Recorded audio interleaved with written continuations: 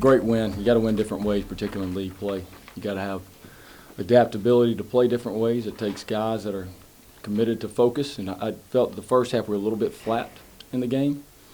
Sometimes it happens after a long break. We just couldn't get our juices going, right? And we're going to have guys step it up. And Jermaine's absence, he's going to be out for a little bit with an injury because he brings that tenacity. And we got to start every game a little bit tougher than we started this game. We just looked flat. It was a season low in deflections at halftime.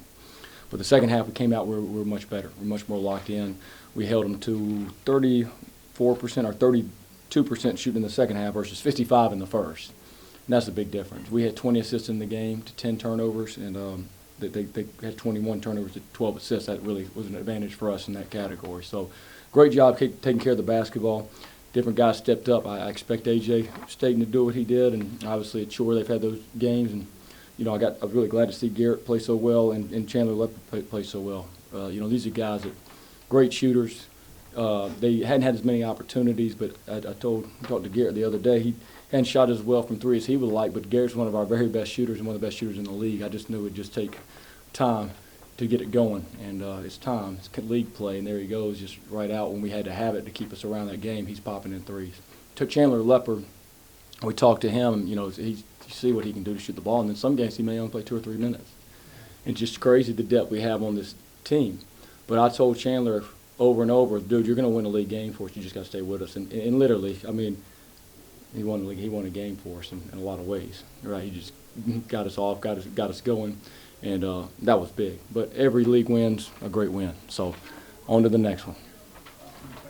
And continuing with that depth, too, for you guys with Chandler, but also with Josh, too, how important is it to have a couple rotations so strong so early in conference play?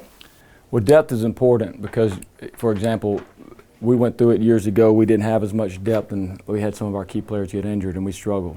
We had Jermaine Marshall, some predict him to be the player of the year in the league, and he can't even play tonight.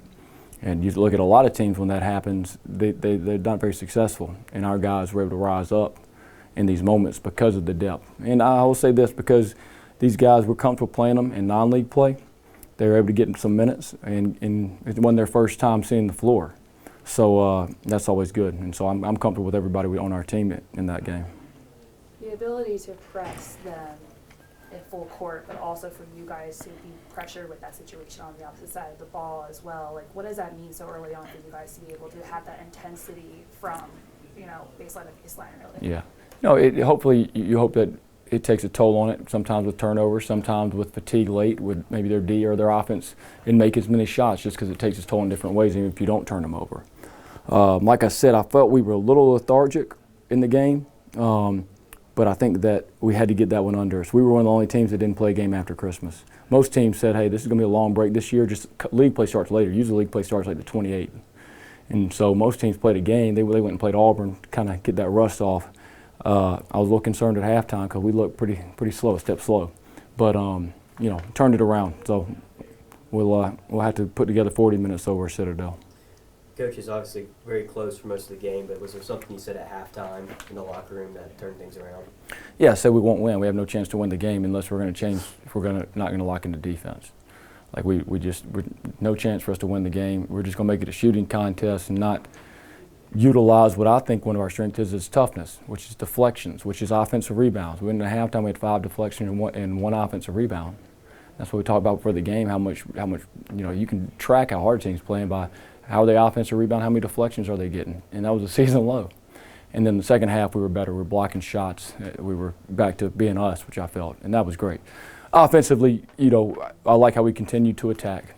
From the 3 and then from 2. We got to the free throw line, got in the bonus early, and that played a factor in the game. Can you just speak on AJ's leadership?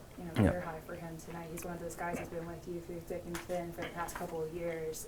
How awesome was it to see him shine, but also be the guy that was communicating constantly with his teammates? Yeah, I talked to ESPN out there, and I was telling them that he just had some unfortunate circumstances with injuries up until now. I told them just when he had a year to play, I knew how good he would be. And so he's had a year being healthy. And I really think that, he's just this is still just the tip of the iceberg for him. He can, I challenged him, we talked the other day, why can't he go be that guy in this league? No reason he can't. He's strong enough, shoots it well enough, defends well enough. And one thing that doesn't show up sometimes on the stat sheet, it does sometimes with steals and deflections, but like that's the best defender in the league in my opinion. Like, he can guard a point guard, he can guard a forward. And so when you have somebody that's an all-around guy like that, it's a great thing to watch, a two-way player. There's not many of them these days, right? There's not many of those guys. And so he can score inside, he can make threes, he can guard on the block, he can guard on the perimeter, he can play in the press, he can play in the half court. So I'm happy for him. He deserves it. You discussed that inbounds play in the first half with the tip pass, and Yeah. that was really cool. You know, we obviously, you look for any edges that you can find when you watch a team play. They obviously have things for us, like they exploited us with 1 second on the clock to end the half. And they saw that we weren't aware of what the situation was, and we work on obviously different things, have a variety of inbounds plays based on how they guard us. And that's why, fellas, that's why we practice so long. I hope y'all listening. That's why we practice so long. You got to have an answer for everything out there. Sometimes it's an inbounds that could win a game that you win by 1 point and maybe in a first half play. Sometimes it's a defense they got to stop. But that's what we're all looking for as coaches, and they're as well coached as anybody. That's one of they're year in year out one of the toughest offenses to guard in the country. I just got a lot of respect for their staff. I know that, and it's a nightmare to prepare for those guys. So glad to get out of here with a win.